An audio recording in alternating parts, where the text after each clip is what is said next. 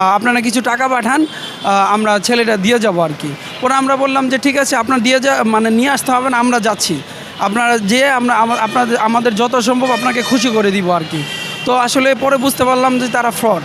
তো আমার একটাই মেসেজ সবার কাছে, যদি কেউ সন্ধান দিতে পারেন, আমরা যথাসম্ভব আমাদের যতটুকু সাধ্য আছে আমরা তাদেরকে খুশি করে দেওয়ার চেষ্টা করি।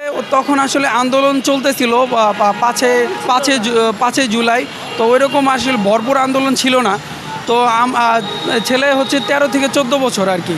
তো আমরা যতটুকু আমাদের ধারণা যে না, ও আন্দোলনেতে যায়নি আর কি, আন্দোলনেতে যাওয়ার কোনো কথা না। ছোট ছেলে আর কি, খুবই ভালো ছেলে, মেধাবী ছেলে, 16 বা 17 ছিবার আর কি মুখস্থ করেছে আর কি।